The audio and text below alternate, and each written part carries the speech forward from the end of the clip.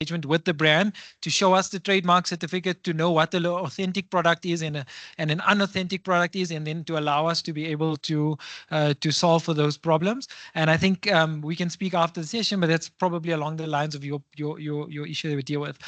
I think back to the CGSO question that I'd like to touch on is just it is challenging. Like I mentioned, we walk on a tightrope, which is that if we are too strict, we do not allow this to be a route to market and an entry point for the thousands and thousands of new emerging entrepreneurs, small businesses, emerging brands that come onto the platform.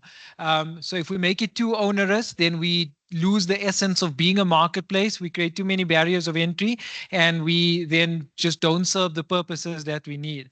And to the other point is that if we go too strictly, then we tend to lose out. So it's a difficult challenge for us. We can chat after the session around how we're approaching that. Thank you. Well, just a quick one, and this is also for the lady with the cosmetic problem. The CIPC register all trademarks in the country. So if you don't have a registered trademark, it's not a fake product. It has to be a registered trademark, and it must then be used without the authority of the owner of that trademark. And your remedy lies in the Counterfeit Goods Act. So you can also see me afterwards, and we can talk about a strategy. So if they're infringing on your trademarks without your authority and selling it on Take-A-Lot, you can take criminal action against such perpetuators. Thank you. okay, ladies and gentlemen, I'd like you to join me in thanking my panel very much indeed. I think we've started an extremely active and proactive discussion, some of which we can take offline over lunch. It's so important that we see this as being something which is living, which is growing, and which is developing. And just on one point that Neo made earlier about exports, we're looking very much together with some other people at a public-private initiative to grow exports outside the America because of the big dispute that we are now having. And anyone who would be interested in that, please let me know. So please join me in thanking the panelists. Up next, we have NIPAD, who will be discussing driving transformation through digitalization and data sharing. Thank you very much.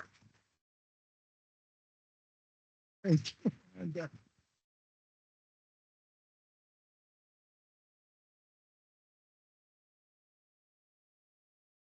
Thank you very much for that informative session.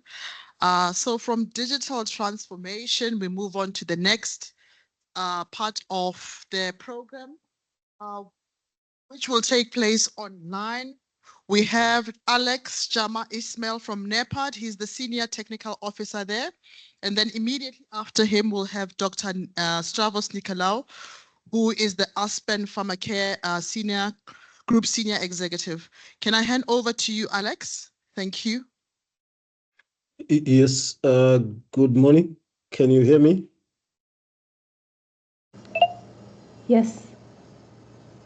Are you able to turn on your video, please? I know they happen to be at another session, both Alex and Stravos. Michelle, do you have an indication if they're online yet? Alex, there you are. Over to you. Thank you very much. Can you hear me audibly? Yes, we can. Thank you very much. So, as introduced, my name is Alex Juma. I work for the African Union Development Agency, NEPAD, under the program known as African Medicines Regulatory Harmonization Initiative, which is a precursor to the African Medicines Agency. And I'll be sharing with you today the power of standards in driving global transformation and just a bit of harmonization, the work that we are doing in also trying to fight or combat falsified medical products on the continent, and how that relates to the topic today of track and trace. So I just wanted to start with giving you a bit of a background. So at the level of African Union, we started this journey in 2005, and this started when we adopted, or the African heads of governments and states adopted what we call the Pharmaceutical Manufacturing Plan for Africa, PMPA. And this was adopted to catalyze local pharmaceutical production on the continent. So, and 4 years after this plan, then the MRH program was then born. Why this program? It was realized that time that for us to be able to support or have local manufacturing in Africa, we needed to first of all harmonize requirements for registration or regulation of medical products in Africa, and particularly pharmaceuticals. And this was when the AMRH was created, and this program was created under the African Union Development Agency, based here in South Africa. And the idea was to create the environment that enables local manufacturing, and also to try to harmonize and address the issue of fragmented regulatory systems on the continent. Then 10 years after the MRH, the African Union also made another decision, and this was to create a free single continental market on the continent. So this was when the African Continental Free Trade Area, AFCFTA, was also established through a treaty, and this is one of the most ratified treaty in the history of the African Union. And basically what we are saying here is we're trying to create one or a single market across the continent, where products are able to be sold, and to also move from one country to the next, from South Africa to Egypt, and across all the countries on the continent. And in terms of pharmaceuticals, in 2021, we also established a Continental Regulatory Agency. This is an equivalent of SAPRA, but this is at a continental level, to try and sustain the efforts of 2009 when the MRH was established, because this was established as a program, but now to sustain the efforts and making sure that we have these harmonized standards on the continent, then this agency was created, and we are now operationalizing this agency, the African Medicines Agency, and a number of initiatives in support of local production, support of pharmaceuticals on the continent were also established and are now in operation.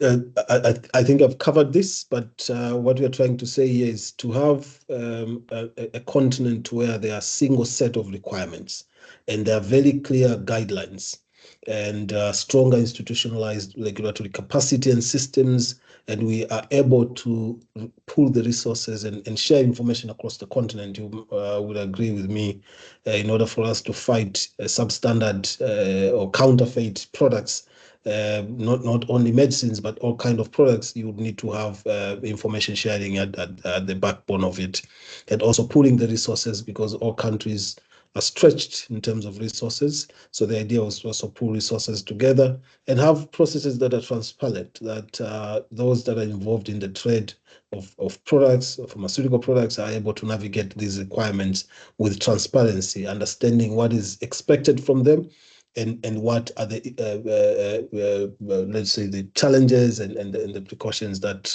they need to know as part of the process, and at the end of the day to have improved access to products that are safe, effective, and of acceptable quality. In terms of the progress, so doing this work at a continental level, it's been a decade and a half now, 15 years. We've managed to establish continental technical committees. These are committees of experts coming from across the continent, representing all African Union regions. We've established a network of Reliance labs, and these Reliance labs, the idea is to say when a product is tested in South Africa, the results are able to be accepted in Egypt, for example, or in Cameroon, or in Tanzania, or in Uganda, without having to go through another level of testing. A number of standards have been harmonized, guidelines, processes. So when it comes to pharmaceuticals on the continent, we are at a state where we are now able to approve products at a level of a continent.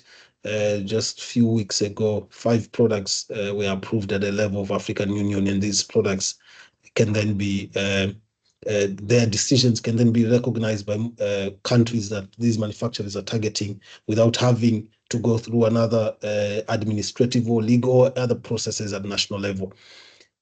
In terms of pharmaceuticals, we've managed to use these platforms to receive more than 803 applications, and 531 out of these have received approval at different regional economic communities. So some in the SADC region, some in the East African community, some in the Northern African region, West and Central Africa.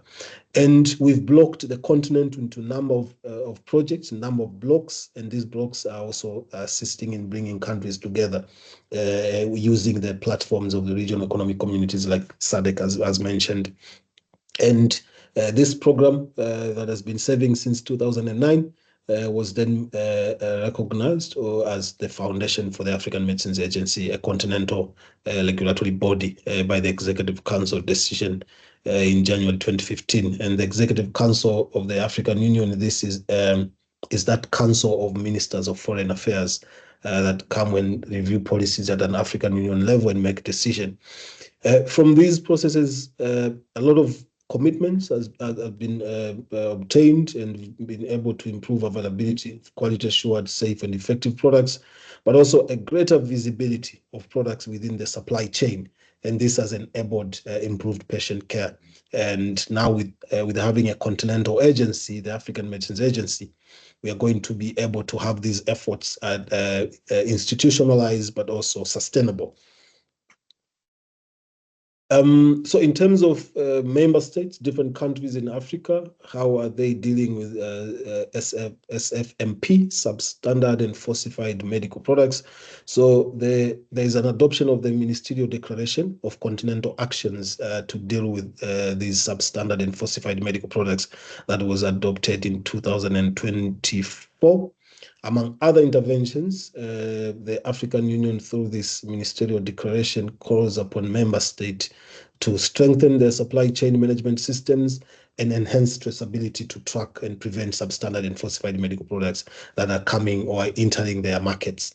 To also facilitate the use of technology, including the blockchain, serialization, and track and trace systems to enhance the authentication of medical products, but also to develop a continental plan of SFMP. And this is a plan that brings all the countries together and see how we can deal with substandard and falsified medical products.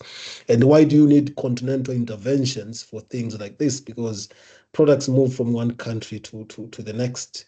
If you have strong systems in Africa, but very weak systems in the neighboring countries, you are not safe from substandard, from falsified medical products. So you cannot afford not to work together in areas such as this, especially when it comes to medical products that are meant to, ensure that we have health populations. And we are also working to establish the Continental Multi-Sectoral Technical Working Group covering all sectors, from police, from judiciary, experts in the regulation of medical products, experts in public health and police and all those, so that we are able to have efforts that are concerted.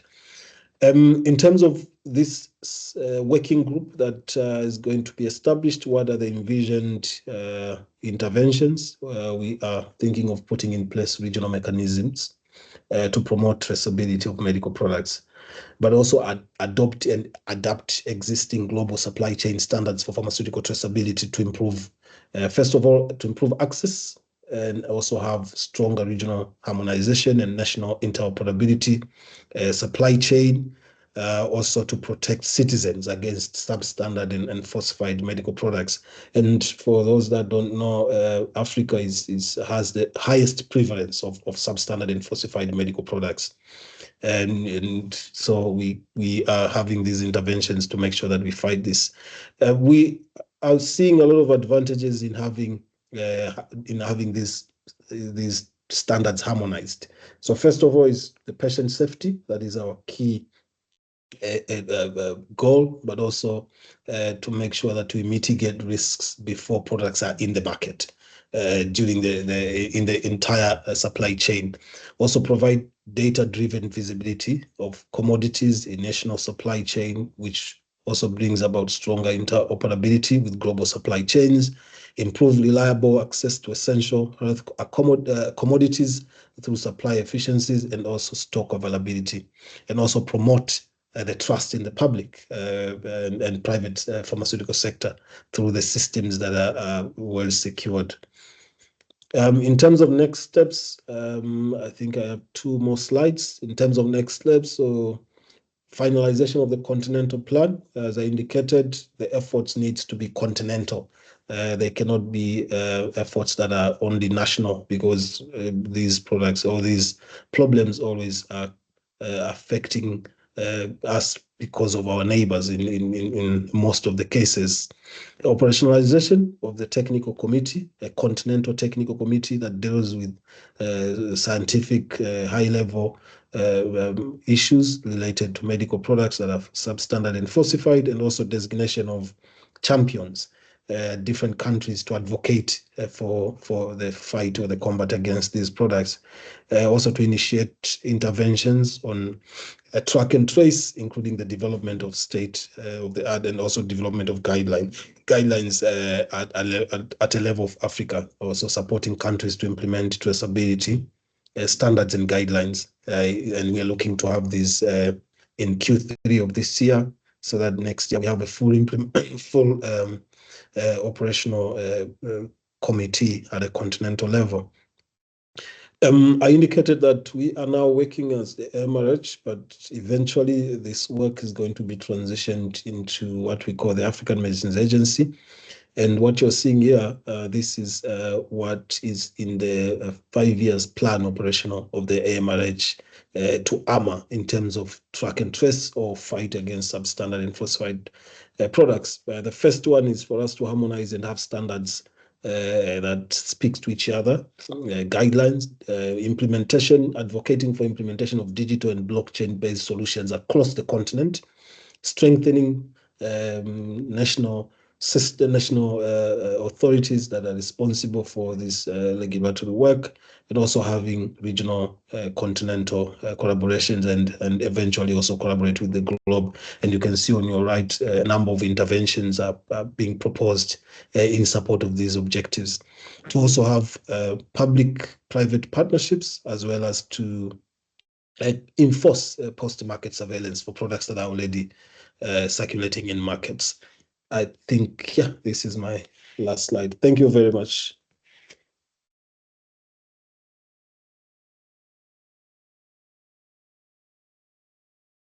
Thank you. I think we'll go straight to Stravos. You can come online and then we'll take Q&A after that. Thanks. Stravos. We'll go straight to.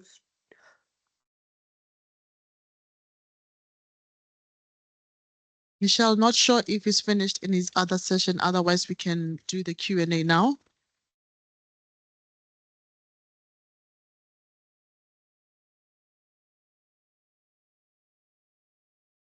Okay, I think we can take questions like Michelle is saying that he's actually presenting, about to finish at the World Health Organization event. So if we can take questions from the last session.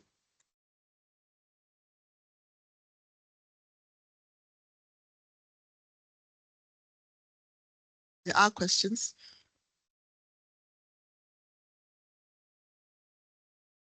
There's one online. Can we start with that?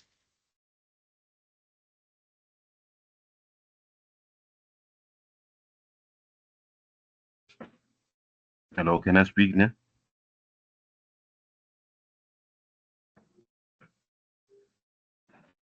Hello?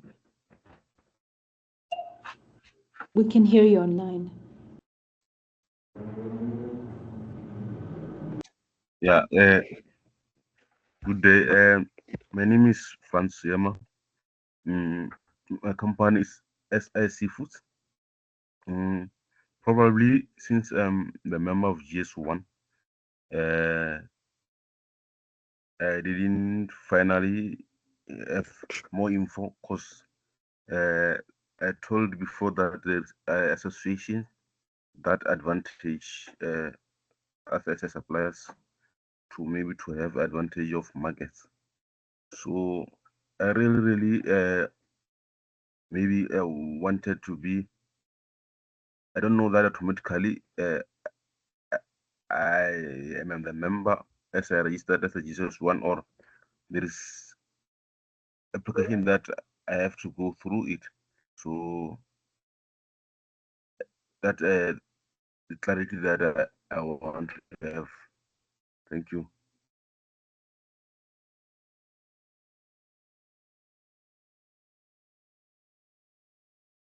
So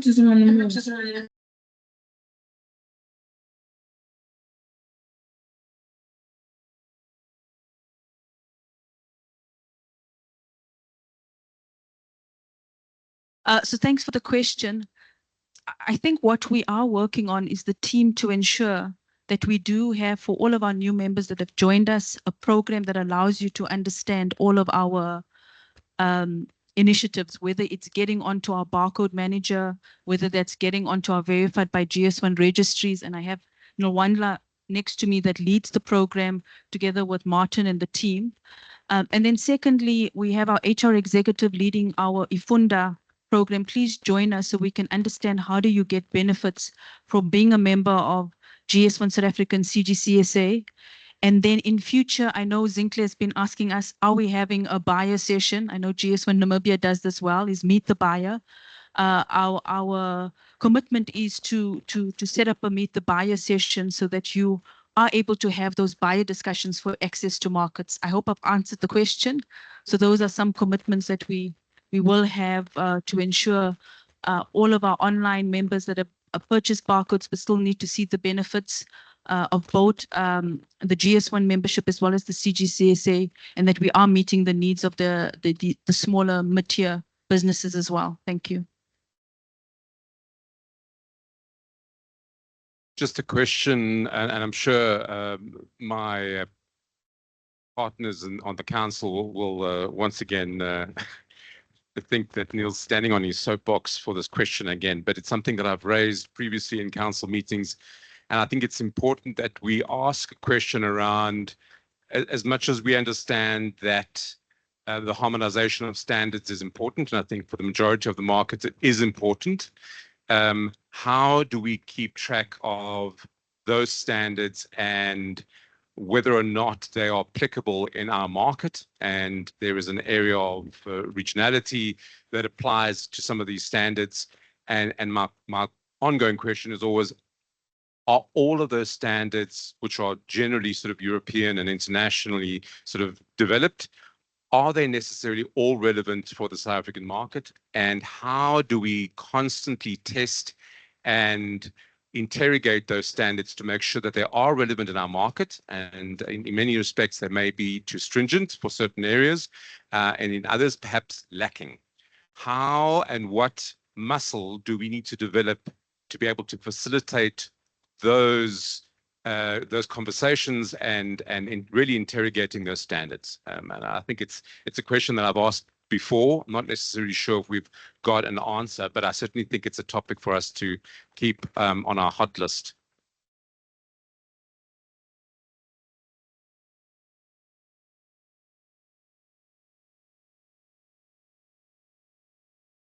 I'll take it. Morning, everyone. My name is Taryn Daniels.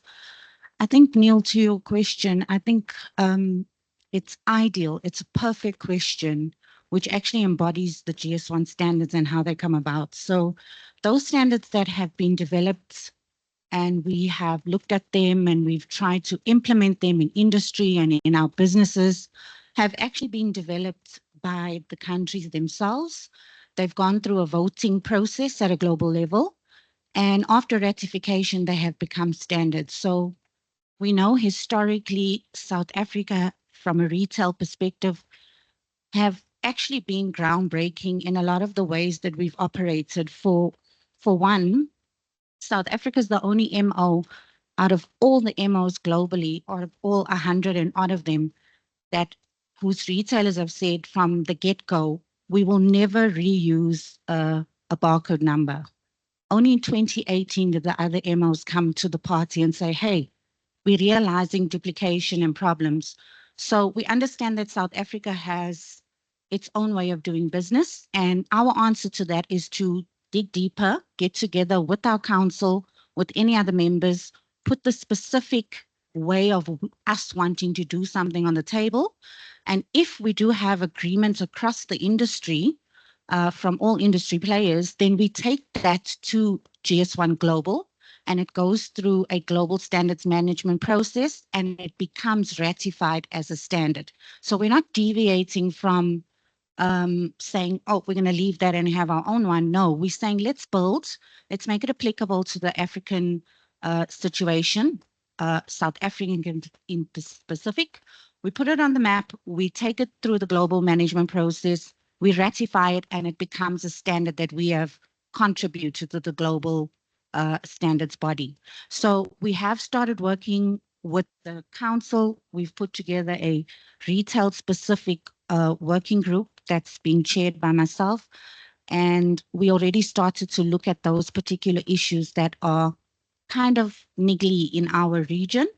And if we are satisfied, we then put together something called a BRAD, Business Requirements Analysis Document.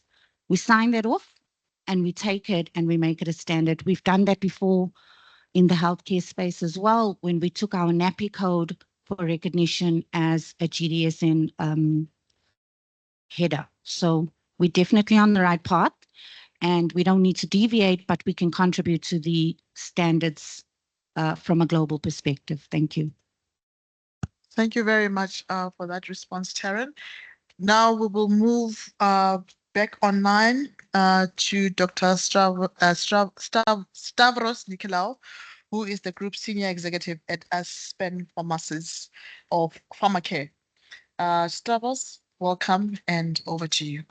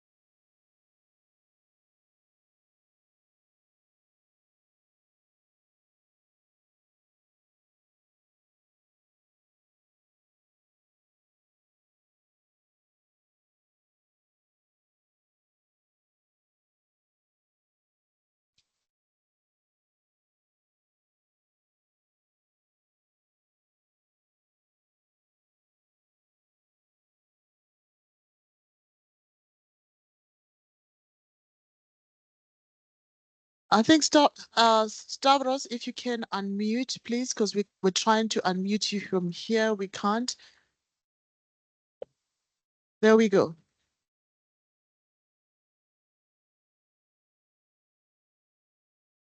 And then if you can also please switch on your camera so we can see you. Thanks. I think my camera is on. You can go ahead, Can you- Stavros. We can't see you, but I think you can go ahead. Thanks. Okay, I can see myself on the camera, so I'm not sure We what. can see you why right that now. is. We can see you online. Great. All right. Well, colleagues, thanks very much. And firstly, can I thank the organizers for the invitation. I'm particularly pleased to be with you. Of course, I would like to have been with you in person. I'm unfortunately in Abu Dhabi today, speaking at not too dissimilar a conference, actually. It's a conference on accelerating world local production. to have resilient, robust and sustainable supply chains. And I'm going to spend a little part of my talk today actually on localization. So I've been asked today to speak on an update on the South African healthcare system. Given the audience that I'm speaking to today, I'm going to speak a little and place some emphasis on the supply chain, on counterfeit and fake medicines, which have been problematic in recent times, but are becoming increasingly more challenging given some of the newer medicines that are becoming available to patients. So by way of introduction, my name is Stavros Nicolaou. I'm a group senior executive at Aspen Pharmacare.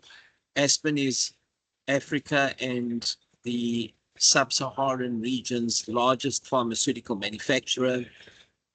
We have a significant presence, manufacturing and commercial presence in South Africa. We have 9 manufacturing facilities all told in our country. And then we also have a global footprint, a commercial global footprint, which covers 56 countries around the world. And then we have manufacturing facilities, a manufacturing global network that covers Brazil, Kenya, Tanzania, Ghana, South Africa, Germany, France, the Netherlands, Australia, and India. So that's where we have manufacturing facilities. And of course, in pharmaceuticals, reputation and integrity is everything. It's one thing buying textiles or clothes, get the quality wrong. It's not a good thing, but no one dies from it. In my sector, produce pharmaceuticals, they're injected or a tablet is swallowed and it has an adverse event. The quality is not good. The product is unreliable, and then of course people lose their lives. So supply chain integrity, credibility and reputation is everything in pharmaceuticals. If you lose that, not only do you go out of business, but you also land up killing patients, which is unacceptable. So naturally, I work in a highly regulated sector. There's significant emphasis placed on quality, on regulatory compliance, and on the integrity and credibility of supply chains. Really, really important points. Some of the developments that are important in my country, healthcare-wise, for those of you who are from an international audience, we have a country of 63 million people, as you know. We have a public sector and a private sector. The public healthcare sector covers around 50 million odd of our population, and the private sector around 10 million odd patients, citizens, and we have something in between that, where you've got patients that use both facilities, both private and public. But suffice to say that we do have one of the most disproportionate disease burdens of any country in the world. We have the worst of infectious diseases, HIV and TB, and we have also now a rising tide of what we call non-communicable diseases. These are diseases such as diabetes, cardiovascular disease, heart attacks, strokes, and the likes thereof. So previously we were known very much as a jurisdiction, a geography, region that was very much known for HIV and TB infectious diseases, but now we're starting to see the emergence of the non-communicable diseases. That spells significant challenges going into the future. Its challenges of resources, of skills, of scarce skills, of expertise, and of financing. The nexus to all of that is we can only have strengthened healthcare systems on the African continent, and South Africa is the leading player. We can only have these strengthened healthcare systems to service our citizens and the public if we have supply chain integrity and supply chain resilience and sustainability. Now, I should also mention that prior to COVID, there was very little interest from corporate South Africa, from the business community in healthcare. They always saw it as a very complex niche area, best left to doctors, best left to healthcare practitioners. And then COVID hit us, and a number of important lessons were learned, not least that you cannot separate a public health crisis from your economy. And we saw during COVID, particularly in those resource-constrained countries, communities, we saw that unnecessary lives and livelihoods were lost, and economies significantly dented, in some cases on the brink of collapse. So now there's a renewed interest in healthcare in the corporate world and in the business sector in general. Business pays attention to public health issues. We saw that not just COVID, but I can cite Mpox, I can cite Ebola, I can cite Marburg virus in Africa. All of these are disruptive to supply chains and affect both public health and economies. There's a new conviction and determination in Africa for a new approach to managing pandemics. And that new approach is very much around building regional manufacturing capacities and capabilities. Why is that?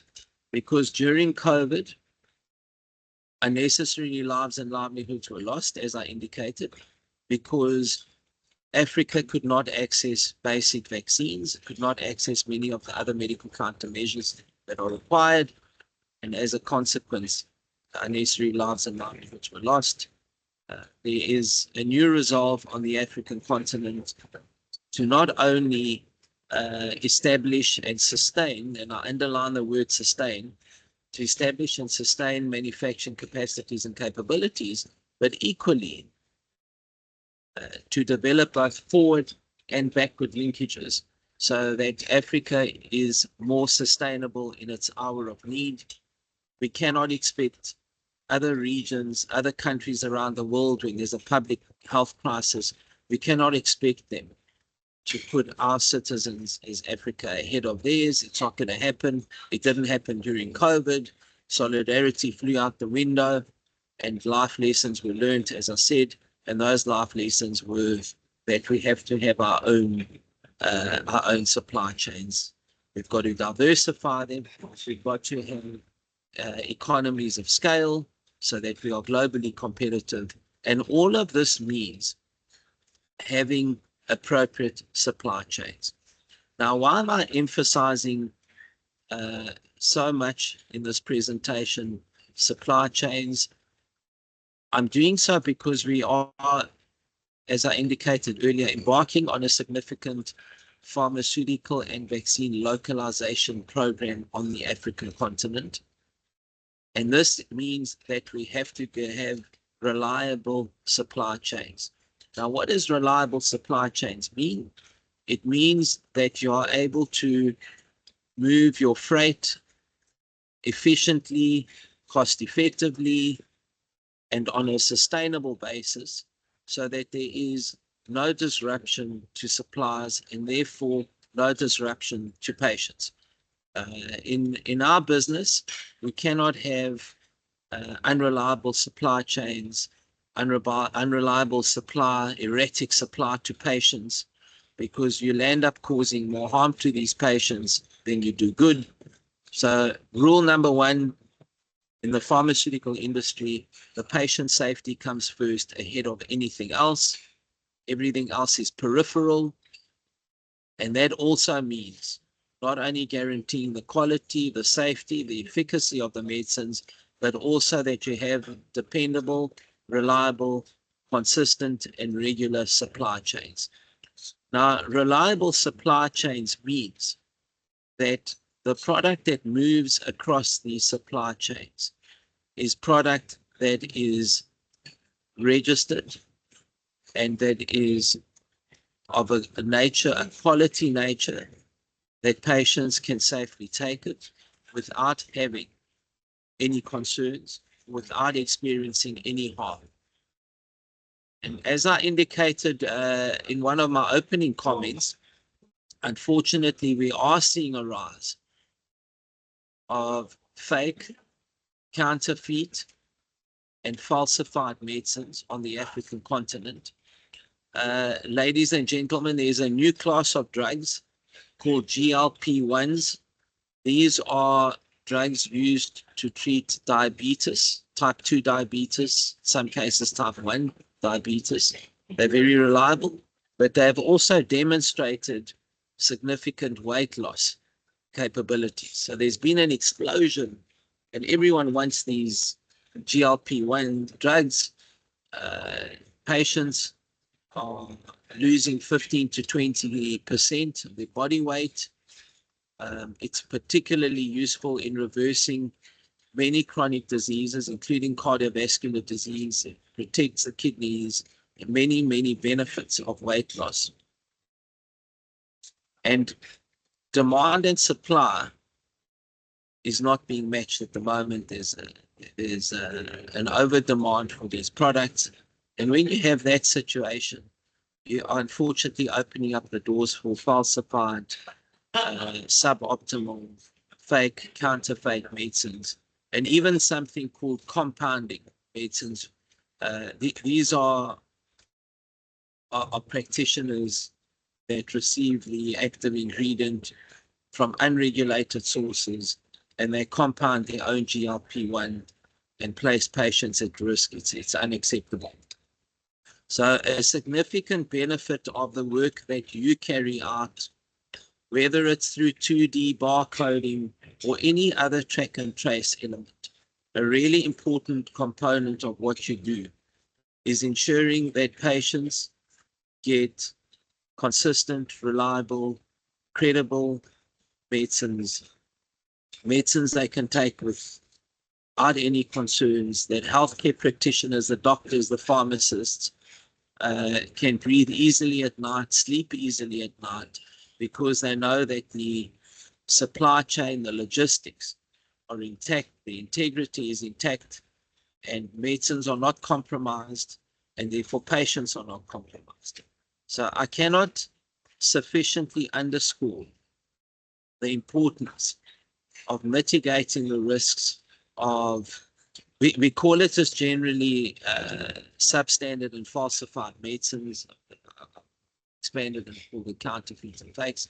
We call it SF in my industry. I cannot stress the importance of mitigating the risks of SF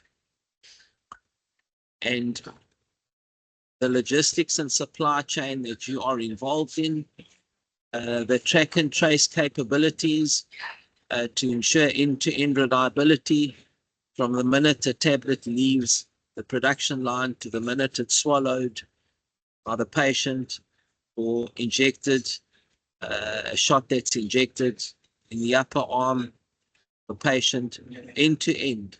It is important that we have appropriate track and trace capabilities so that we mitigate and in time eliminate this great threat of counterfeit, fake, and falsified medicines. So I'm going to conclude with a couple of high-level points because I'm going to have to leave you shortly. The next session is going to start here. The points I wanted to make are threefold. Number one, Africa has the most disproportionate disease burden of any continent in the world. This is mirrored in South Africa, although South Africa has more healthcare resources than probably most of the other countries on the continent. We still remain significantly vulnerable to this disproportionality in disease burden. We are resource constrained and reliable and consistent supply chains are important to having sufficiently strengthened healthcare systems to cope with the healthcare challenges we face. The second point I wanted to make is we are seeing a proliferation of counterfeit, fake, falsified medicines, and track and trace solutions, whether it's devices or other initiatives, are critical to ensuring the integrity of the supply chain and ensuring patients suffer no harm and that patients receive quality, efficacious medication and they receive it on time. It's one thing having medicines, quality medicines, but if patients don't receive it on time, it's also a problem. My third and final point relates to partnerships. Now, partnerships are exceedingly important in healthcare, and here I'm referring to partnerships at a technology level. I'm talking at partnerships at a financing and at a resource level. The pharmaceutical sector is a very complex one. These are high-tech products, require highly advanced technologies, very often technologies Africa doesn't have, and we have a reliance on technology transfers, technology partnerships, and I don't know what the makeup, Michelle, is of the audience in the room. I understand there's both a domestic and an international audience, and I wanted to encourage cooperation, collaboration, and partnerships. We stand to learn much from each other in the room. There are many ideas, expertise, skills, technologies, facilities that can be shared, and I encourage you to continue forging these partnerships, as is the case today, and that's why you've asked me to present. Our Alta-NEPAD partners also presented earlier. This is all about partnerships to establish sustainable solutions going into the future. In my business, sustainable is really important because lives are lost if we don't have sustainability, we don't have credibility, we don't have reliability. I'm going to leave it at that, Michelle. I'm open to one or two questions. Did want to thank you, GS1, for this invitation, which I accepted with great honor and with great delight. And I wish you all very well for the remainder of the conference. I'm terribly sorry I couldn't be there in person, but I do nonetheless wish you a successful conference. Thanks very much. Thank you, Dr. Stavros. I'm going to hand over to Zinhle. She just wants to add a few words. Zinhle, over to you, and then we'll take about two or three questions, and then maybe two questions because I know you have to rush. Thank you, staff. And I wanted just to extend our gratitude to both you and Alex for taking the time out from your busy schedules. We know that you are both in a panel in Abu Dhabi, and we really appreciate that you took that time. And it's really important for us to share this important message that you just shared with us. Healthcare is really a priority for South Africa and the world, and the work that you both do, gentlemen, is really impactful, and we trust that in South Africa perspective, medicine is really from a trusted and verified source. So we really appreciate your time. Similarly to retail, healthcare is really one of those really key sectors, because without food and medicine, we really gonna have our communities are gonna perish. So we really appreciate your time. Thank you so much. Thank you. Enjoy your conference and enjoy Abu Dhabi as well. Thank you. Thank you. Thanks Thank you much. very much. just before you go, we'll take 2 questions. I've seen a question here in the front. Anything from online before we take a question in the room? Martin, let me know if there is a question. Okay, we've got one already, Kara, one. Thank you very much. I hope Hevis is still online because I want to just expand a little bit on his discussion on the AFTA and the harmonization. So currently we are negotiating, the rest of my colleagues is in Cote d'Ivoire, talking about how are we going to harmonize the intellectual property legislation. And I think that's a big challenge. And similarly, Stravos mentioned how we foster partnerships. So my question actually to both of you is, what are we going to do to make sure that we have the collaboration structures in place? How do you see that happening and transforming? Thanks. Before you come in and respond, last question. Gone. Let's carry on, please, Stravos, over to you. Thanks very much. So I think the starting point to fostering any partnerships is that we've got to start talking about it. So I'm very pleased you raised that question. And I think the way to start this is we need to share experiences and ideas. We need to understand what's going on in each other's respective markets. And certainly the conference you're having today is an excellent platform to do exactly that. We can never cooperate or partner unless we know what each other's challenges or either opportunities sit either side. When you know that, then you can start sharing experiences, start sharing expertise and skills. So I think these platforms, like the conference you are hosting today in Johannesburg, is really important because this is what triggers partnerships. Because you'll hear an idea from me or from somebody else, and you'll say, my word, but that solves a problem for me in Bahrain, or it solves a problem for me in Bolivia, wherever you might be. So this is how we trigger these partnerships, is through these type of consultations and understanding each other's experiences, where our respective expertise sits or lies, and we pick up from there. So thanks very much again, colleagues. I do need to dial out, and I do wish you well for the remainder of the conference. Thanks very much, Michelle. Thank you. Thanks to both you and Alex for joining us in this session. You know, listening to Dr. Stavros, I see some of our members here. I won't mention where they come from, but I know they come from the cosmetics industry. So I did my hair over, I think it was about a week ago. And then I went on social media about the products that could be contained in hair that may actually cause cancer, whatever it is. And as they were plating me, I thought, how do I know? So one of the industries that we really have to hone on is the cosmetics industry. It's a booming industry, one that is unregulated in South Africa.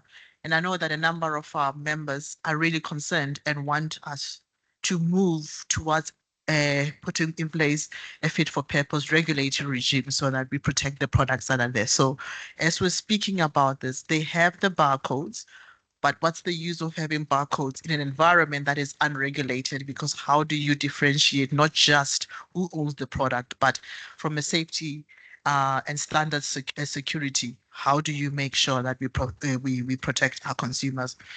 With that, we've come to a lunch break, and we've done very great with time. So please, there is in the next room, we have exhibition stands. Please go there, meet our exhibitors.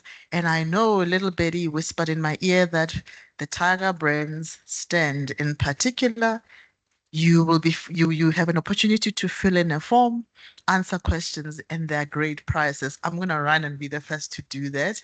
First prize, 2,000 Rand. I need it after spending on my hair. It's not 2,000 Rand, but I need it back. Then second prize, 1,000 Rand. Third prize, 500 Rand. So please go and engage with our exhibitors as well. There's lunch that's going to be served. Let's mingle and get to know each other, and let's be back here in exactly an hour. Let's say 5 to 1. Let's be back in here, please. Thank you. Thanks very much.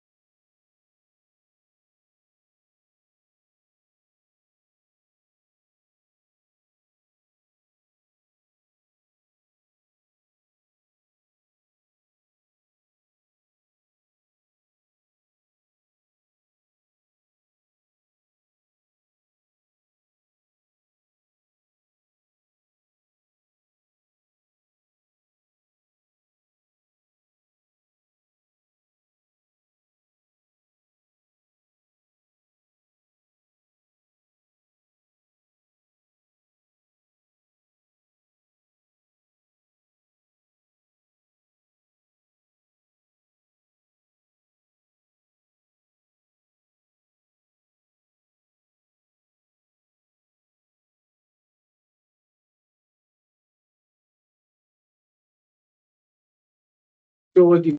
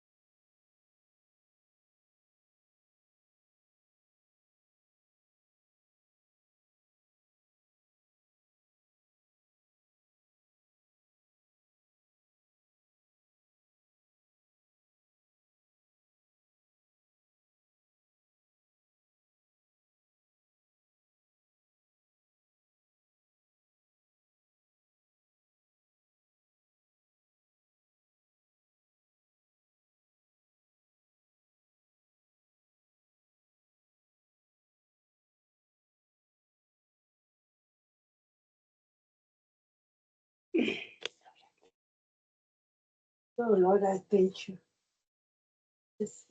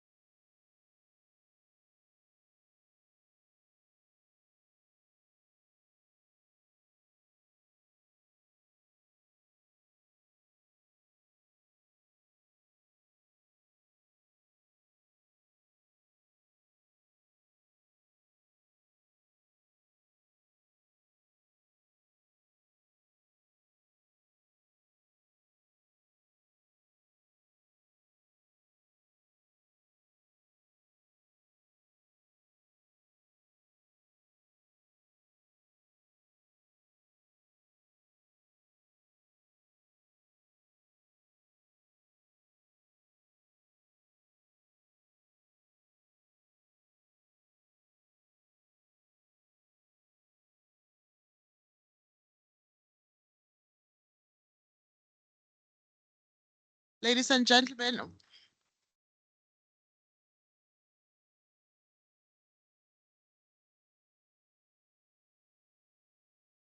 okay, welcome back. And I hope you had an informative session in the morning. I spoke to a number of you during lunch break and I said, oh, I hope you're enjoying it. Somebody actually said, I'm not just enjoying it, I'm getting information and I'm wiser from when I walked in this morning. I think that is the whole purpose of today. And the more questions we ask, because it's from your questions that you actually get this aha moment where I was looking at, take a look.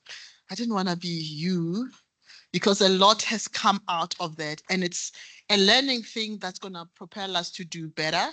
And one of the things I said to Alistair is it looks like we need an e-commerce specific kind of session where we're going to talk about what is happening in that space, because a number of our members as well are moving into that particular space. So watch out, let's see what we can put together so that we empower each other as we move along.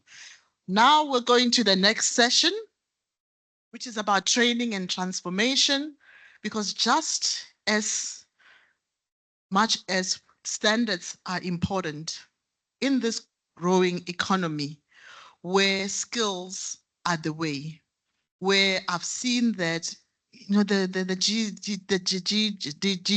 X generation do not stay in jobs for more than 5 years. In fact, 5 years is too long. It's about knowing different types of skills so that you're adaptable and actually operate within the global hemisphere. I'll hand over to you to really introduce yourself and the next speakers who will take us through the next session. Thank you.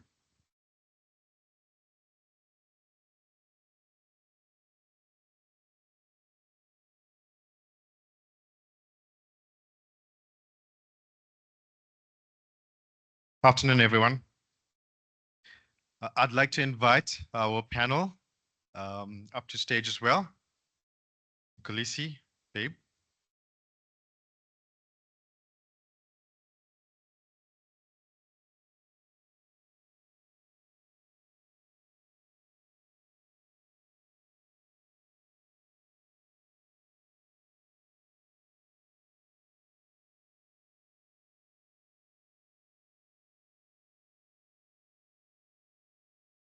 All right, ladies and gentlemen, welcome back. It's after lunch, so I'm sure you're quite energized.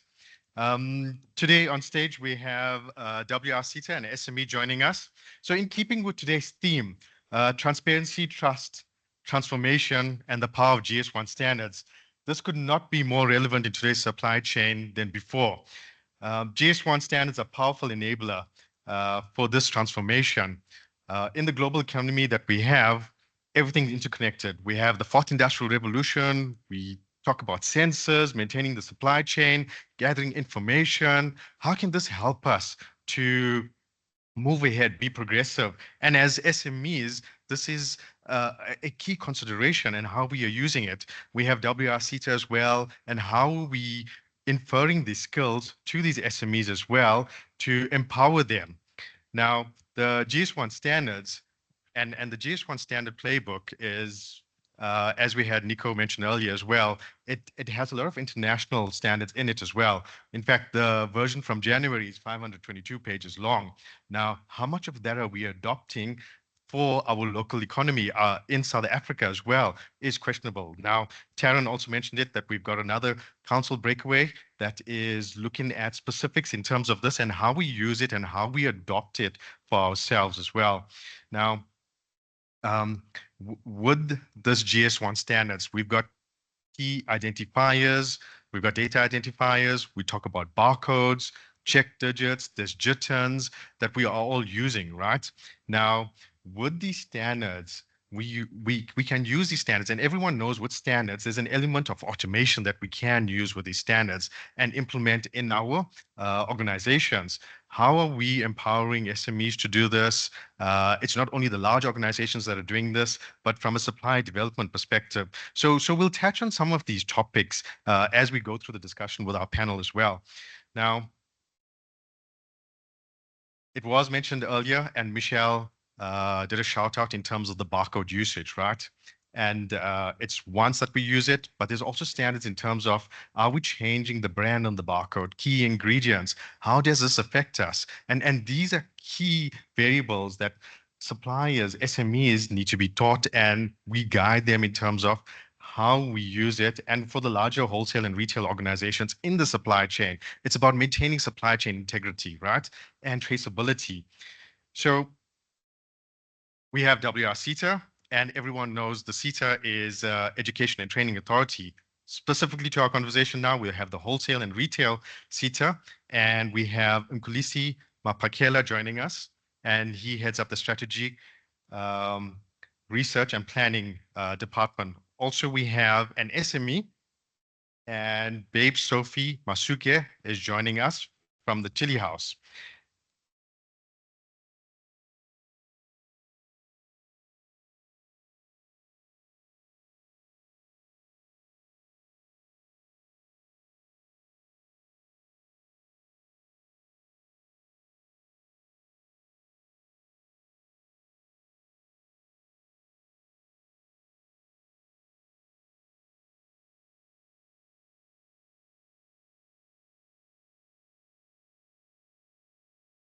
Okay, our panel discussion for this specific topic is enhancing the supply chain integrity with GS1 standards and skills development. So understanding GS1 standards and the impact.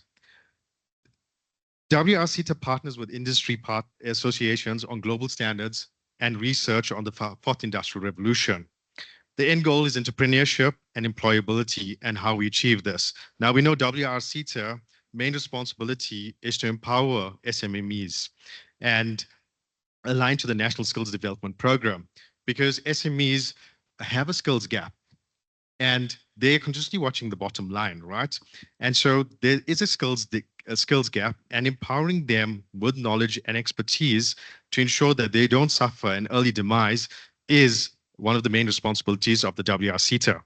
So how does collaboration with global organizations like GS1 enhance WRCETA goals of employability and entrepreneurship? Before I go into the question, apologies, I'd like our panel to introduce themselves, their portfolio as well. Mkulisi, could we go with you first?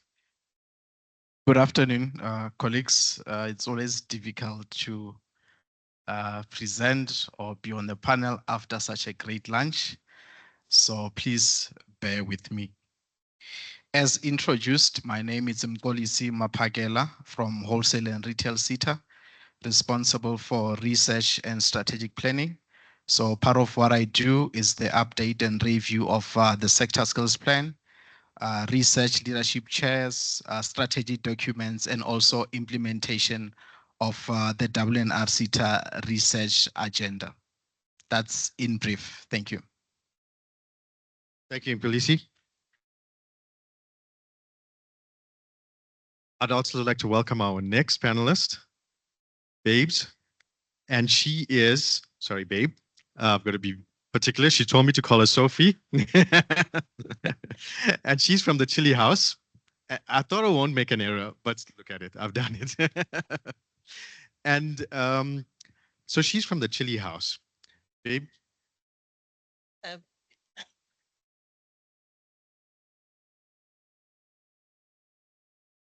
Good day, everyone.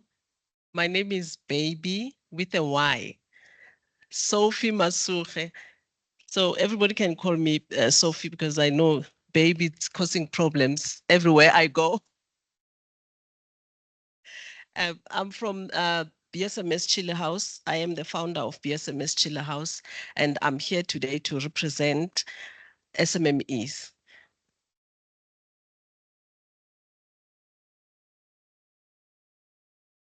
Thank you, Sophie. So I had a look at the Chili House vision, and their vision is, so it's hot sauce products, right?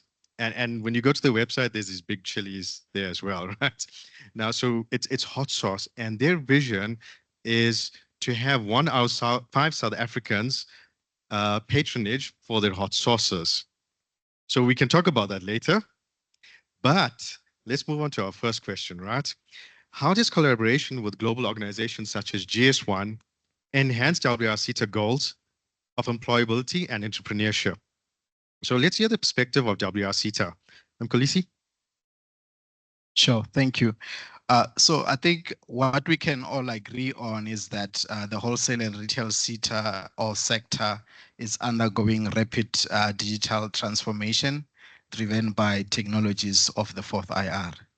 And also what we can all agree on is that secure, transparent, integrated supply chains are crucial for both the customers contributing to also towards the regulatory frameworks and also operational efficiencies. So I think that's the basis at which then when we look at collaboration with other strategic partners, the focus in terms of ensuring that we better respond to some of the skills that will enable, for example, access to market and also an inclusive digital economy. So we are having this discussion at a point where we just, I'm saying just because it's the second week of our new strategic planning period in terms of the new strategy that we are implementing. So part of the strategy that we'll be implementing for the next 5 years is a focus also on entrepreneurship and innovation strategy in collaboration with all the key relevant partners, like, for example, your GS1. I was quite excited when I met a colleague from GS1 Namibia, because we work quite a lot with Namibia's training authority, and we'll be having a technopreneurship, a platform where sector-related challenges and opportunities are dealt with using the technologies of the fourth IR, also in collaboration with the MICT CETA as they are the leader within the space. Reflecting in the past strategic planning period, we've had collaborations with institutions in Kenya, China, where it's exchange programs focusing mainly on digital e-commerce related skills, also providing graduates within the TVET space with opportunities within the digital economy.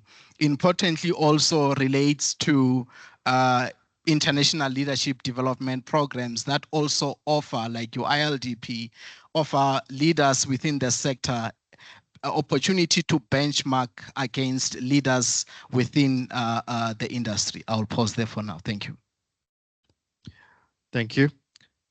Okay, so from an SME perspective, Chili House, Sophie, can you share some real world challenges and benefits in terms of adopting the GS1 standards?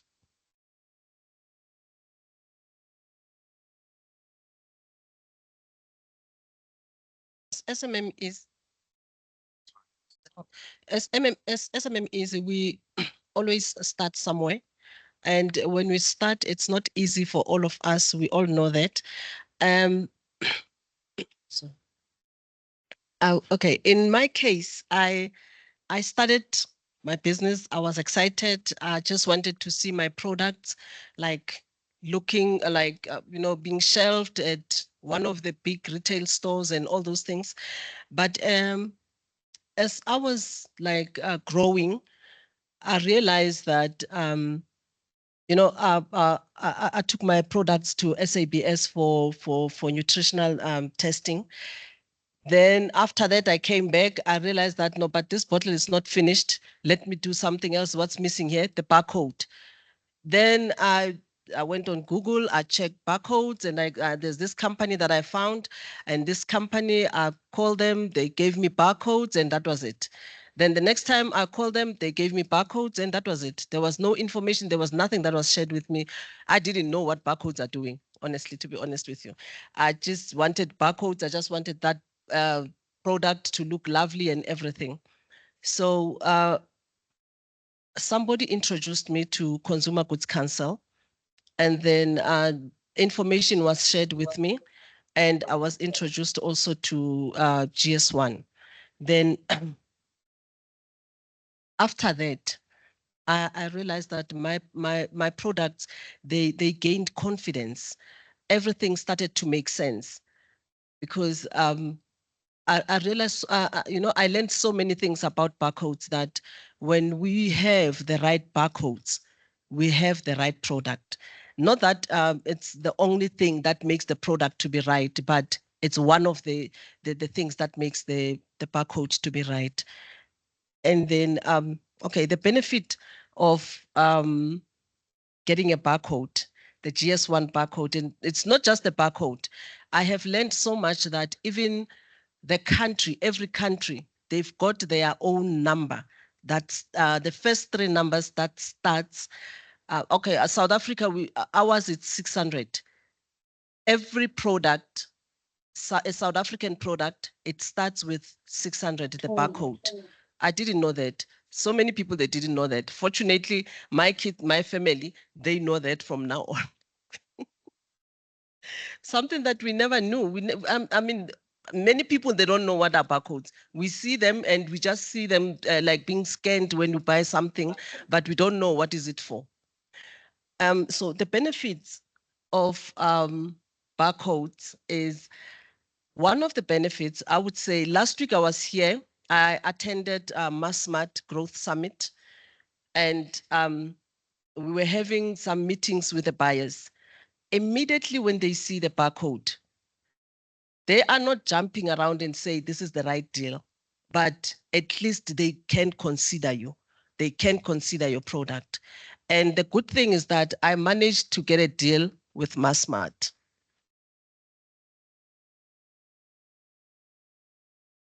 So barcodes are important because they share information about your product, about also the location of the product.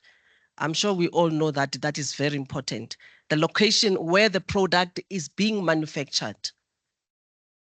So that's how the barcodes are helping us as SMMEs. Thank you very much.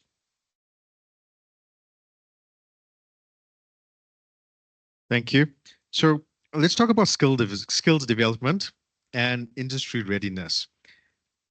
What skills are needed for businesses to transform and perhaps digitally transform and be effective, right? Progresso.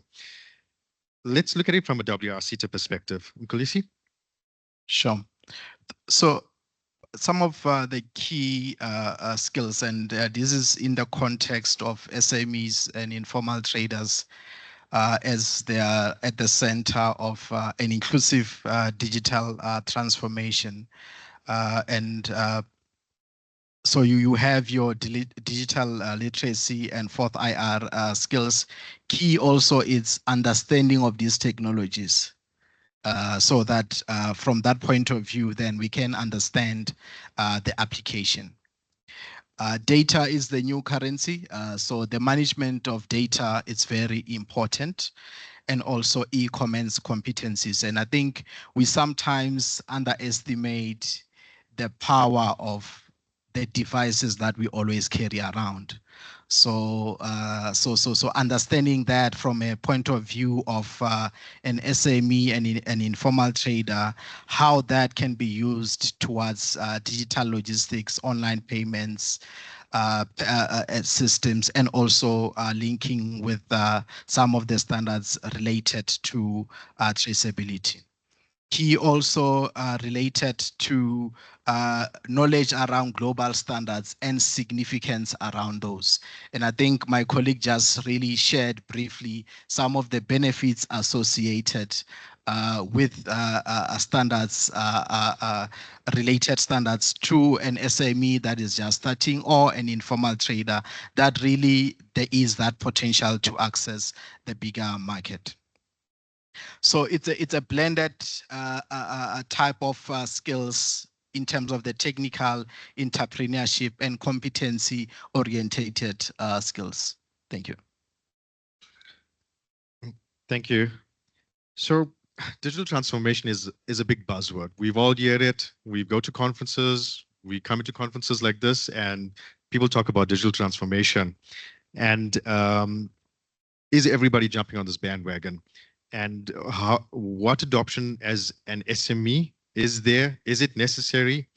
And the expertise that WRCTA imparts in their learning programs, whether it's directly via themselves, graduate programs, or supply development from the large organizations, helps you on this journey as well. Digital transformation is a large word, and technology for that matter as well. What, as for you as an SME, is going to help you to transform? You're going to have to look at that, right? And to be progressive and innovative in this economy, you've got to implement that to a certain degree. What's the maturity of it you're going to do? And whilst watching that bottom line, because there could be a skills gap, and also technology in some instances is expensive. So those are some of the learnings that WRCTA imparts to SMEs. Now, from an SME perspective, Sophie, can you share with us some practical insights on training gaps and how GS1 has actually helped improve this? And from a practical operational perspective, how have you benefited from that as well? As SMM is also, as SMM is, in most cases, when we start with nothing. We have nothing, and we cannot even be able to train our own people. I mean, most of the SMMEs, we know that out there in the ground, it's not easy. We know that every day you have to get somebody to come and help you. You have to do this, you have to do that. Then our people that we work with, most of the time, they are not well trained. And also we know that a well successful business, it functions properly and it becomes successful because of the right well-trained personnel. So now, when how can GSI adoption improve SMME's operations? They just need the GTIN barcodes. I learned yesterday also that GTIN it's another word for barcode. Accurate GTIN minimizes supply chain friction, and it prevents inventory mismatches, and it improves operational efficiencies.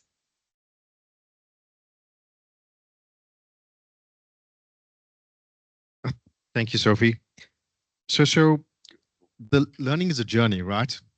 And by not working with WRCTA and getting involved in supply development programs, are you progressing at all? You're not progressing. In fact, are you stagnating? We can argue that.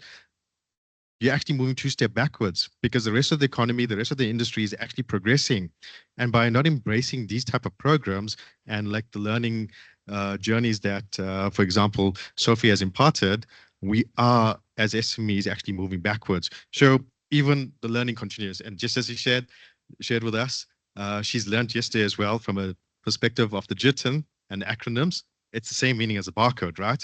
So let's move on and let's look at barriers to adoption and how do we overcome those barriers to adoption. So what are the key challenges in technology adoption, and how can stakeholders collaborate to address them?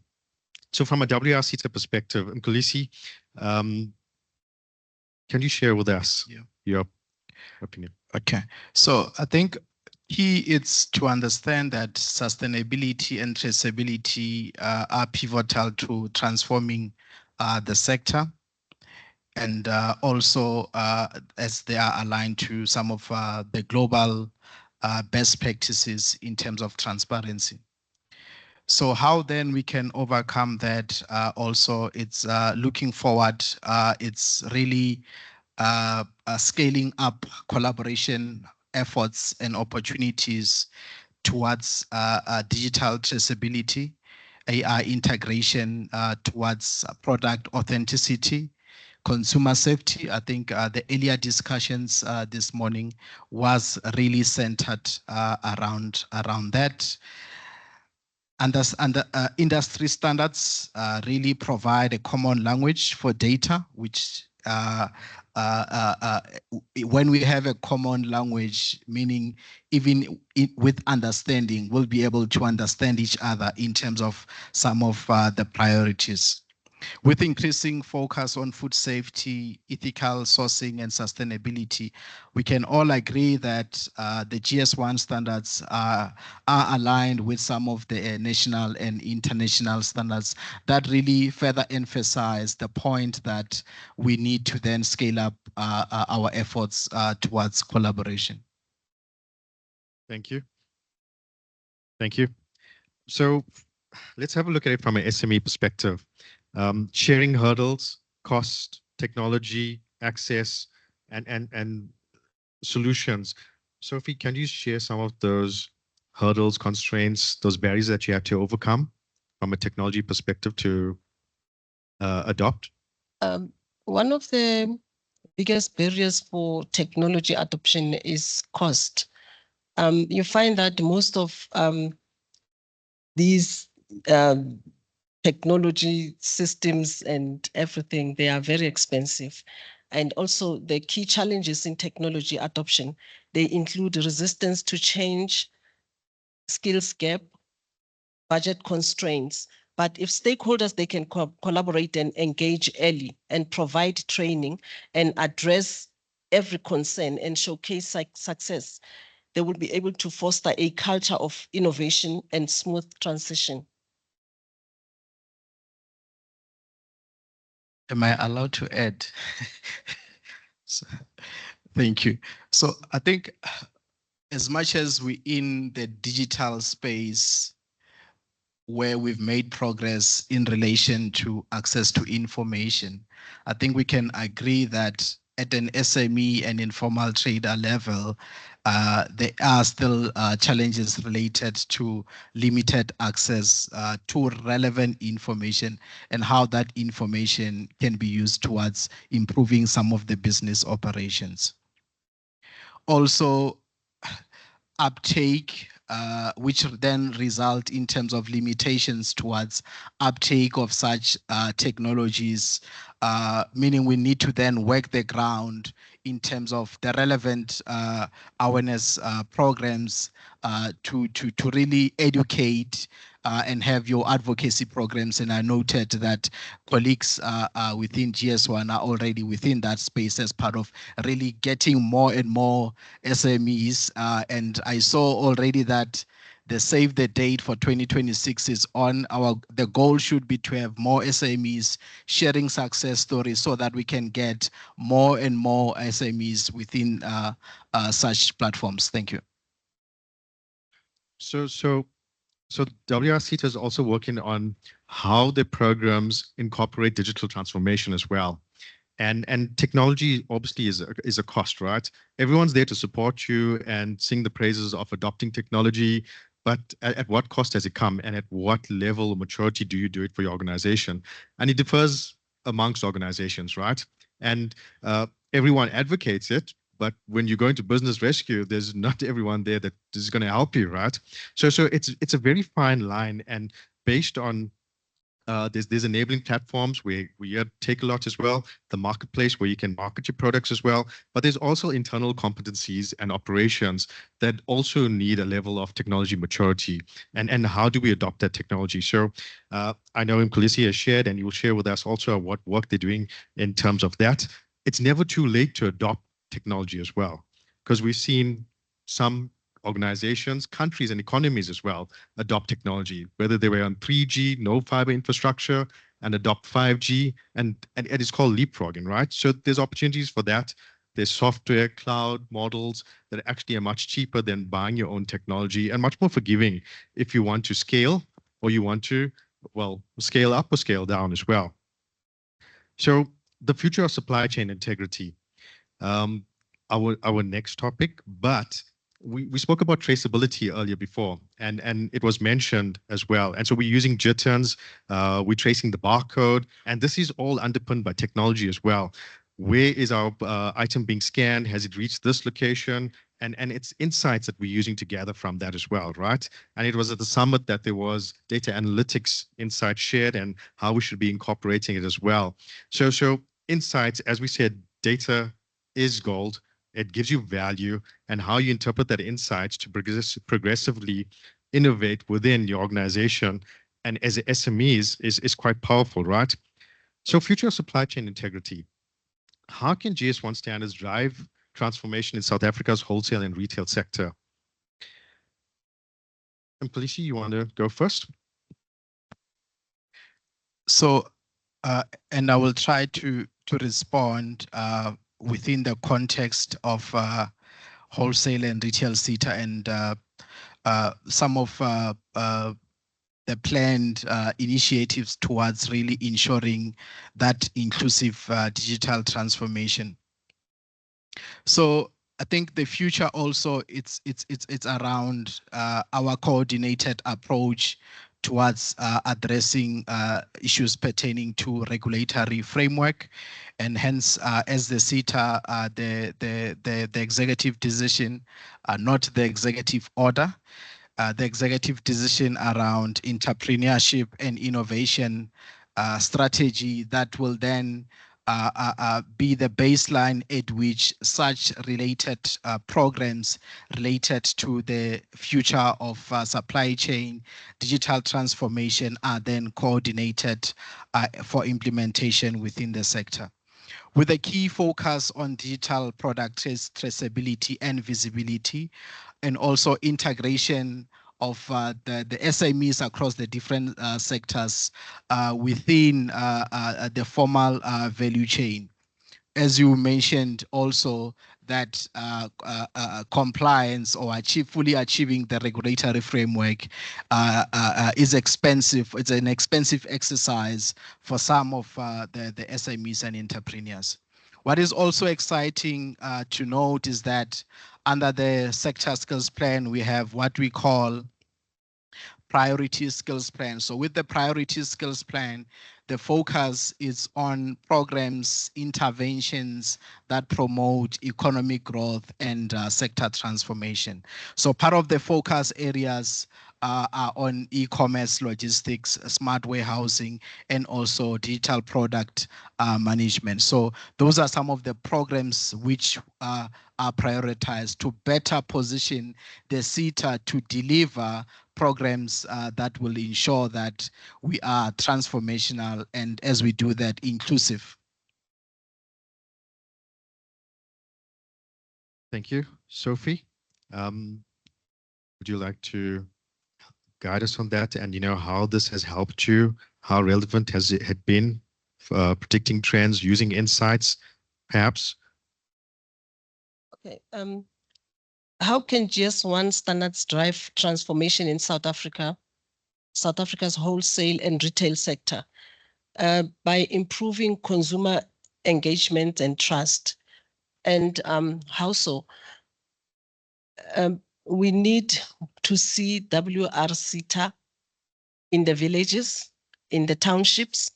We want to see awareness, because I'm sure we all know the stories that, the recent stories that has been happening in the country, whereby our children, they've been eating food from tuck shops. There was no trace, there was nothing. But now, when we have the barcode, we know that they can that can be traced, and barcode it opens up about the supplier, about the manufacturing side, and also when I'm saying that WRCTA, they must want to see them in the townships and in the villages, so that our people, they can be able to know about food safety standards, because what is killing the children, it's that people and the owners, they do not know what is food safety standards. And that is very important. But when we have all these GS1, we know the GS1 standards, and we know that I mean, when we go just around the corner, we always buy these Zimbas, but the problem is not at the tuck shop. The problem is the production side. The production side, is it compliant with food safety standards? So if the production side is not compliant, then the result is what we are seeing today. Happening in the townships, in the villages, because most of the time they do happen there. They're not happening in the cities or in the suburbs. So Ntate Mxolisi, I'm going to plead with you today that come to the, we want to see WRCTA in the villages. We want to see health inspectors every day, not only when there's a TV channel that is exposing certain stores or anything. We want to see them doing that every day, because our children are the future of this country. So we cannot allow the roots to die, because we won't have the leaves.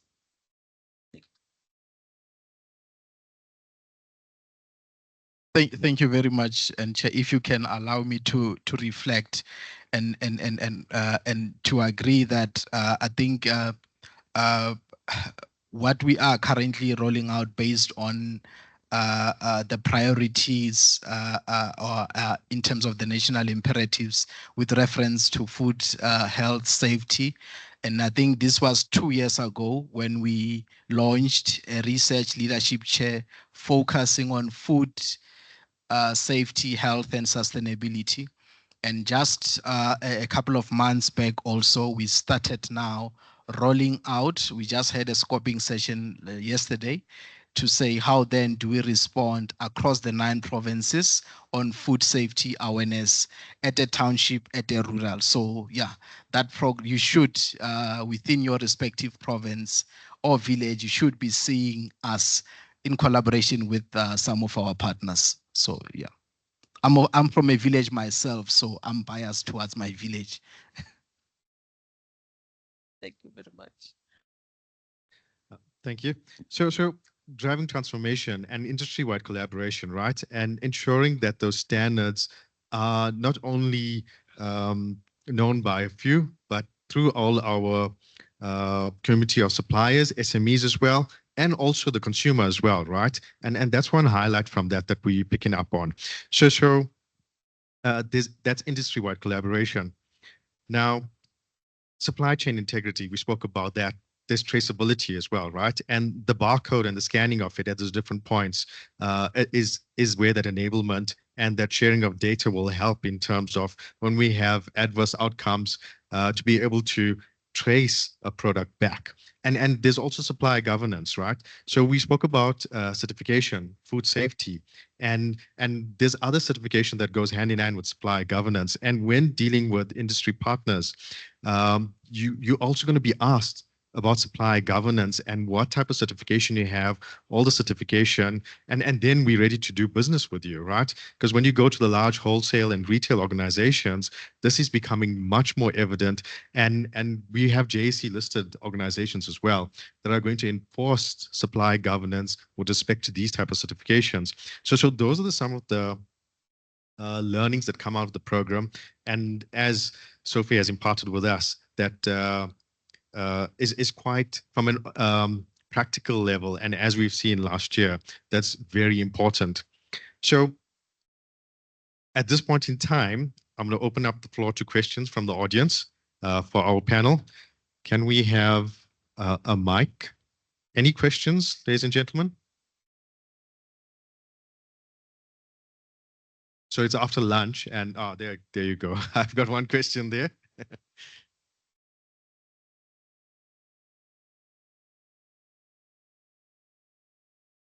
Good day. Also, I wanted to ask a question on the on understanding the global standards of the whole world. Ne? I'm not gonna relate this on like food and safety alone. I don't wanna do a one size fits all question. I just wanna understand this. You find sometimes some products or services are actually made for certain countries, especially like European countries, Western countries that are much more developed than ours. And then when that technology is being adopted by us, doesn't really fit our demographic as Africans or South Africans. Because there was a time I was in Cape Town, and then we were being shown a machine that can scan a human body and then scale their sizes on clothing, you see? And then what we saw there was like when it comes to an African body or a certain person, it doesn't really fit the person because like they made a template through a person that was maybe German, and then when we come back to Africa and then we take the person and put them on that machine, the machine doesn't really take out as the way they said it should be. I don't know if I'm making sense. Yeah, so most of the times understanding global standards could be an impact to us rather than us developing things that can actually be a niche to our demographic. I'm not sure if I'm right or wrong. Okay, so you mentioned standards and you mentioned a trend there as well, right? So if we hone in on the standards, and as it was said earlier, there are countries that have specific, if we look at the barcode, the first 3 digits are specific to certain countries. So by looking at a barcode of a product, you know it's from a certain country. And then it's the next 4 digits over there that identify a supplier in some instances as well, right? So if you're looking at data insights, the barcode really helps you to identify, as for example, a wholesaler, where your products are coming through, where your importers are bringing them from, and you can trace back to the origin, country of origin, where those goods are coming from, and even to the extent, and working with GS1, who that supplier is, because they're registered on the GS1 database, right? And we can bring CIPC into it as well in terms of supply governance and all the certification and information that they have. They really progressing now, being innovative in terms of that, right? But back to yours. So you mentioned standards, and you also mentioned when you, for example, in front of that mirror, it's going to look at a outfit that you select and the fit, right? And you can see, you know, does it suit yourself? So this is a trend that you're talking about. And we're a nation where we still like going into the store physically, trying out the product, and then deciding whether we like it, rather than standing in front of a mirror, perhaps, or doing it online. So I'm not sure if she's still here from Take a Lot, right? But on these platforms and equally Superbalist and these marketplaces, you have the opportunity to do a return. Now, it's based on your needs as well and the adoption of the trends. Some of us need an outfit in the afternoon. We're going to walk into a store, get it. If you can do a return a few times and wait a few days or possibly a week, then you can use the marketplace. So there's an, I hope that shares some perspective in terms of the trend. I'm not sure if Michelle wants to share any perspective as well. I'm putting Michelle on the spot here. So whilst we get that mic to Michelle, I did see a few other hands up for questions. We've got one in the front. Michelle, go for it. I think just to add on the innovation space, I know Taryn is sitting on the retail and innovation space. Just from a standards perspective, we want to assure you that this is why the standards matter to Africa. Even Zinhle will add this. We don't want to just adopt European or international standards. And as if we as a country can take it serious to say, what do we as Africa need? Let's do this. These are the platforms where we can bring those ideas and your voices. And lastly, as AI take on, If you look at all the AI models, all the large AI language models, Africa is least represented. Maybe the call to action for this part of the session through the WNCTA, what are we doing about the African story in this innovation space? Thank you. Next question. Any hands up?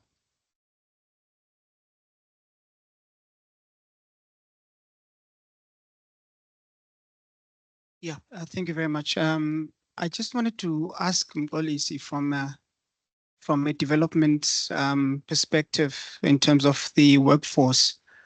Look, we at SSA want to adopt, scanner data, using scanner data and incorporate into the production of the CPI.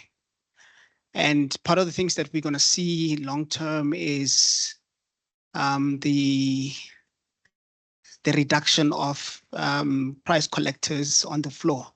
And that is the headcounts that are probably going to be reduced. So from a business case, while we're trying to adopt these things after maybe looking at part of the capex that needs to be spent on these things, but in the end, you want to have three major things in maybe especially as government. One is reduce unemployment, reduce inequality, and also, all the other issues that we could have. But now, in terms of your learning, while adopting, because I think there's a question that came out, but I didn't necessarily had the response. How do you then balance adopting technology and the possible job cuts that come from there? And if indeed that has been observed, what can you advise us, especially as let's say that wants to adopt such a, and use we're going to be using GS1 standards to be able to do this, to adopt scanner data. So, but part of the business case that we need to build is, are you going to affect the workforce negatively? And I think from your experience, the take up of such technologies and the impact that it has on jobs, how have you been able to deal with this, and maybe help us in terms of building a business case for the adoption? Thanks. So technology and the adoption of technology does not necessarily affect skills, because skills have to transform as well. So we learn new skills, and that's the job of the WRCT as well, keeping their programs relevant and adopting new skills in their learning programs. And Mpolisi mentioned it before. Mpolisi, you want to add on to that point for our Jen? Sure. Thank you. And I was quite happy that Stats SA is here, because we've been wanting to collaborate. We've drafted a couple of MOUs. So if we can have a discussion kindly, that will be much appreciated. So I think your question relates to the key focus for our 2024 research conference on AI-related technologies and its impact towards employability and the workforce. And I think, if I recall correctly, and I think the adoption should be centered around adoption should be human-centered, with key focus on skills upgrade and retraining and reskilling. The numbers always tell a story. If you look at the value companies that have managed to tap into AI as a focus area for growth and to fast track digital transformation. AI I'll call it as a subsector or as a sector of an economy, it's worth around trillions, above trillions. And I think it's just recent since we've started discussions around AI. So that goes to show that there are more opportunities than losses, but key is human-centered adoption, not the objective to say we want to replace, but a human-centered approach in terms of the adoption. The opportunities are there. It's how we do approach the adoption of relevant technologies. Thank you. We did have one more question. I'm going to take the last question quickly from the lady in the front. Do we have a mic? Yes. Okay. Thank you so much. My name is Kifilo Murani from Adam Brooks. Firstly, I would like to say thank you to GS1 for today, because now we've got the right stakeholders, Stats SA. You were talking about business development and WCTA. My question is more on how do you make sure that you bring the skills development into the township, especially the SMME? And I'm asking this question because I'm one of the SMME who had hurdles along the way with barcodes and other compliances. But I decided that I'm going to take the knowledge I have and transform it to the other SMME in the township. How best can we work together in making sure that the other SMME are also getting the same information that we are getting?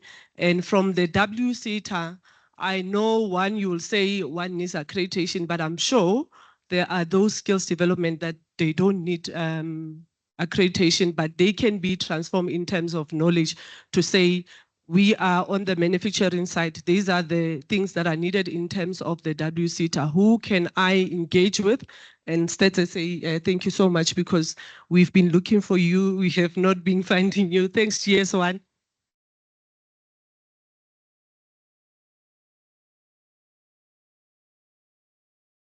Thank you for that question. So as the CETA, how we are structured, we are also deliberate in understanding the importance of township and rural development. So not to brag, but we one of the few CETAs that are represented across the 9 provinces. So that tells you the deliberate decision to say, that was not. That tells you that we are deliberate to say we need to be represented and engaged across sectors of the economy, especially at the township and also at the rural settings. To take it further also, we take into consideration the national imperatives. So the national imperatives can be defined as women, people living with disability, rural and township. So in our target setting, whether it's APP and the like, we also take that into consideration to say, of all the people that we are training, a certain percentage must be aligned to national imperatives, and we break that down. So I'm open to further engage where you are, the province at which you are representing, or the area, and then we can then try to link you up with the senior regional manager or the provincial manager or the senior specialist for further collaboration. To take it further, we are also mandated to report on the district development model. And we report such information to the Department of Higher Education. So really, yeah, that shows commitment to ensure that we are inclusive in our approach. Thank you. So to quickly recap, WRCTA is skills development. It's across the board. It's a township, SME level, leadership level, they're partnering with large organizations in terms of supply development. If you need to reach out, please, this is a call to action to reach out to them. Have a look at the GS1 website. There's standards, there's programs there. Call Taryn, and she can help you and engage with you to get you on board onto those programs and understand the GS1 standards much better. Ladies and gentlemen, thank you. Thank you to the panel. Bye.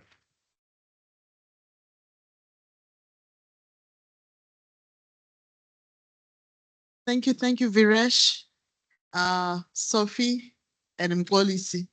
First time I'm calling you Sophie instead of baby, but for me, I can call you baby anytime, right? There won't be any confusion.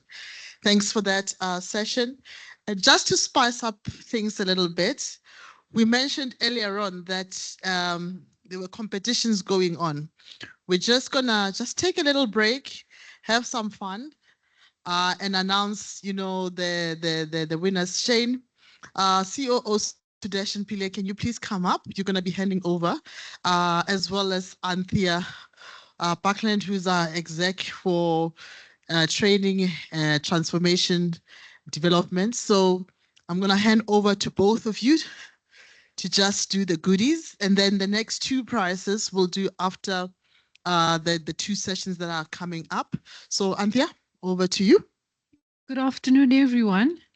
I come bearing gifts in form of money. So if you went and engaged the Tiger brand stand, you are in for a treat. So we're going to start with the person who'll be getting a voucher for 500 Rand, and is Ropile from Old Mutual. Ah, there we go. Thanks, Old Mutual, for coming.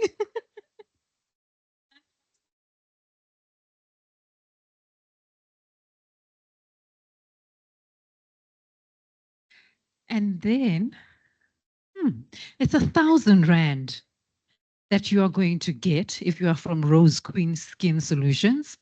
And your name is not Zintle. Your name is Movaya. Hey, well done.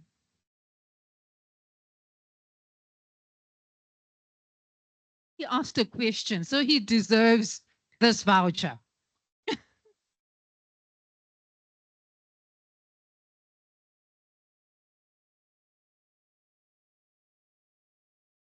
Thank you.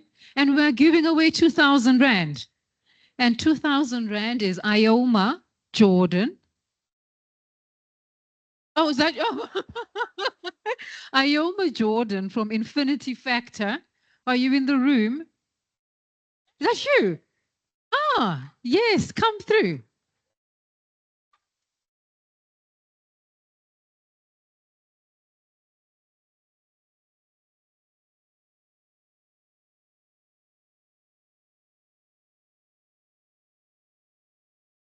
You.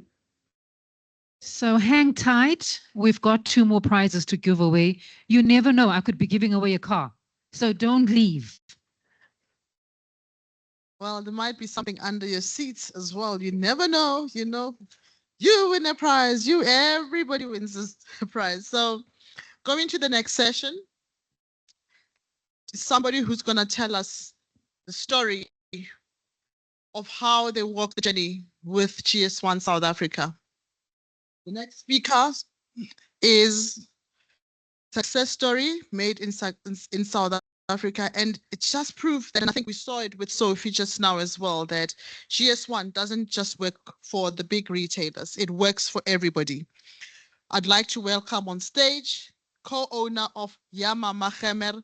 I must tell you, I've been drinking Yama Machemer for a number of years now, and it gives me great pleasure to introduce you to Musibudi Makhatu, just to give us and share a story about her journey with GS1 South Africa. Miss Musibudi, if you can come up, please.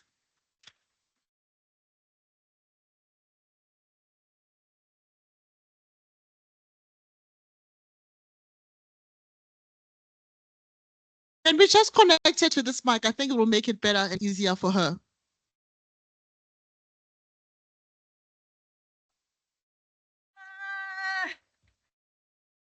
Hello, everyone. I know I don't need this, because I'm too loud.